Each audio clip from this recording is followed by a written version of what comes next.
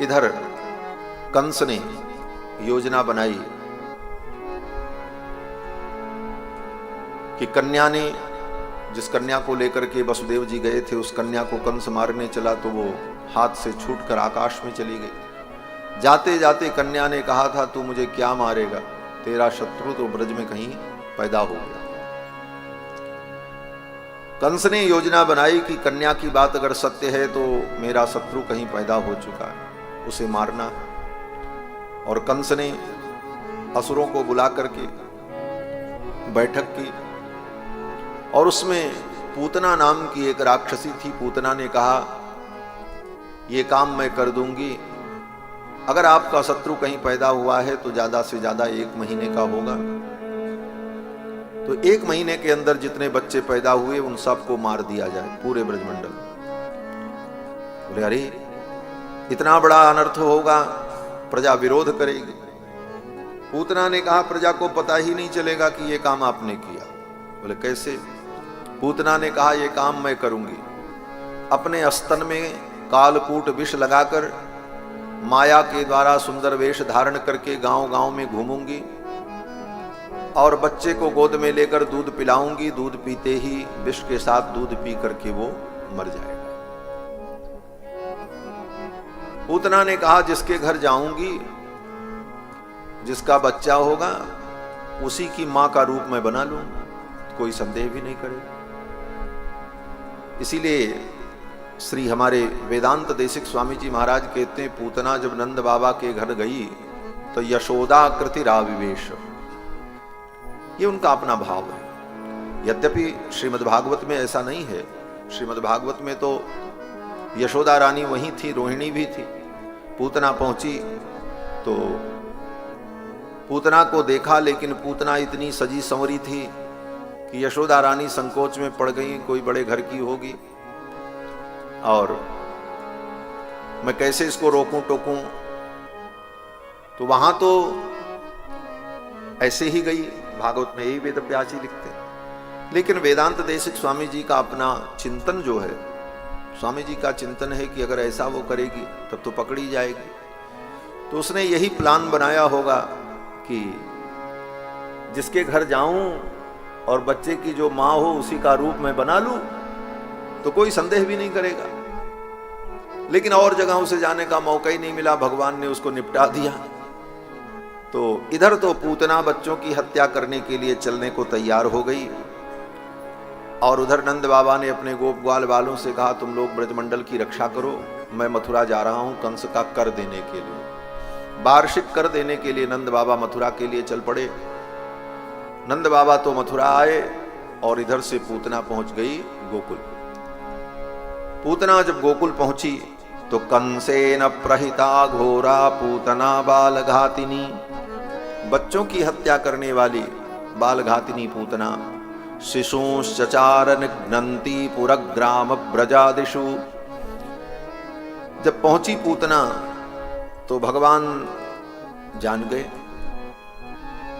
नंदनंदन यशोदानंद वर्धन भगवान श्री कृष्ण ने सोचा कि ये पूतना आई है बच्चों को दूध पिला के मारने के लिए, और ब्रज के ये जितने बालक हैं ये सब बड़े होकर मेरे सखा बनेंगे, इन्हीं के साथ मुझे लीला करनी है, क्रीड़ा करनी है। अगर हमारे सखा नहीं रहेंगे तो मैं क्रीड़ा कैसे करूंगा, ये ब्रज की लीला कैसे होगी। इसलिए इन बालकों की रक्षा मुझे करनी चाहिए।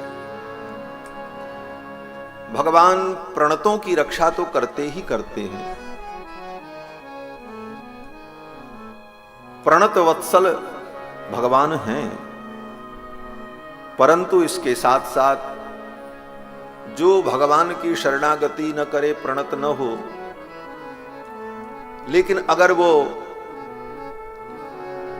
अपनी रक्षा में असमर्थ है तो ठाकुर उसकी रक्षा करता है। ब्रज के जितने बालक वो अभी पैदा हुए उनको तो कुछ पता ही नहीं, तो भगवान ने विचार किया इनकी रक्षा करनी चाहिए। जिम बालक राखहि महतारी, बालक अपनी रक्षा का कोई प्रयास नहीं करता है, वो तो निश्चिंत रहता है। इसको भी सूक्ष्म रूप से शरणागति ही माना जा सकता है। जैसे बच्चा पूर्ण रूप से अपनी मां पर आश्रित रहता है, उसको पता ही नहीं है हमारी रक्षा कैसे होगी, हमको कब दूध पीना है, कब हमें क्या करना है, कुछ पता नहीं और निश्चिंत है। तो उसी प्रकार से जीव जब भगवान के भरोसे पूर्ण रूप से निश्चिंत हो जाता है तो भगवान सब कर। उन बालकों की रक्षा के लिए भगवान ने विचार किया। भगवान ने सोचा पूतना पहले मेरे पास आ जाए तो फिर इसको मैं निपटा दूं। भगवान ने संकल्प किया, पूतना चल पड़ी।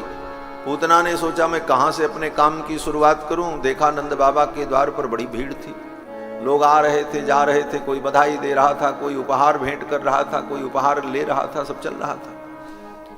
अब पूतना जब आई तो पूतना ने सोचा चलो यहीं से अपने काम की शुरुआत करें, यहां बड़ी भीड़ है, यहां कोई पहचानेगा भी नहीं, देखेगा भी नहीं और इस भीड़ में लोग आ रहे हैं। तो पूतना जब नंद भवन की ओर चली, उसी यहीं से मैं भी अपने काम की शुरुआत करूंगा। जिस काम के लिए भगवान का अवतार हुआ है, परित्राणाय साधूनाम विनाशाय च दुष्कृताम धर्म संस्थापनार्थाय संभवामि युगे युगे। तो भगवान धर्म की स्थापना के लिए अवतार लेते हैं। तो भगवान ने कहा आओ, कोई बात नहीं। पूतना आई और जब पूतना आई तो योषित्वा माययात्मानं प्राविशत कामचारिणी, माया के द्वारा सुंदर रूप धारण कर लिया था। और जब आई तो उसके रूप को देखकर, उसके सौंदर्य को देखकर गांव के गोप ग्वाल बाल सब सोचने लगे कहां से आई, ये तो कोई राजरानी लगती है, कोई महारानी लगती है, ऐसा रूप, ऐसा श्रृंगार। किसी ने कहा नहीं नहीं, रानी होती तो कितने सेवक वक भी साथ में होते, कुछ आगे पीछे लोग होते। बोले तो कौन हो सकती है। तो गोप ग्वाल बाल थे, सब अपना अपना तर्क देने लगे। एक गोप ने कहा हमको तो लगता है कि साक्षात महालक्ष्मी अपने प्रियतम नारायण से मिलने के लिए आ गई। ब्रजवासियों ने यही समझा। गोप्य श्रियम द्रष्टुमिवागताम पतिम, श्री जी मानो अपने पति प्रियतम कृष्ण से मिलने आई हूं। सब गोप ग्वाल बाल ऐसी चर्चा करने लगे। और इधर पूतना जब आई और नंद भवन में पहुंची, भगवान को पालना में मैया ने लिटा रखा था। पूतना के आते ही भगवान ने अपनी आंख बंद कर ली। विबुध्यताम बालकमारिकाग्रहम चराचरात्मा सनिमीलिते क्षणः। चराचरात्मा भगवान कृष्ण ने अपनी आंखों को बंद कर लिया, पूतना को देखा ही नहीं। क्यों नहीं देखा? भगवान ने सोचा ऐसी पापिनी का मुंह क्या देखे। अभी तो वृंदावन की ब्रज की लीला शुरू नहीं भई और ये पापिनी अपना मुंह दिखाने आ गई। ऐसी पापिनी का मुंह देखें तो आगे की यात्रा ही बिगड़ जाएगी। इसलिए ठाकुर जी ने अपनी आंखों को बंद कर लिया। विबुध्यताम बालकमारिकाग्रहम चराचरात्मा सनिमीलिते क्षणः। एक संत ने कहा नहीं नहीं, भगवान ने इसलिए आंख बंद कर ली कि भगवान जान गए पूतना विष पिलाने आई है और विष के साथ दूध भी पिलाएगी। तो भगवान ने सोचा हमको तो दूध पीना है, लेकिन ये विष क्या होगा। तो भगवान शंकर को बुलाया, आंख बंद की और भगवान कृष्ण ने भगवान शंकर का ध्यान किया और कहा भोलेनाथ आप भी आ जाओ, विष विष आप पी लेना और दूध दूध हम पी लेंगे, दोनों का काम चल जाएगा।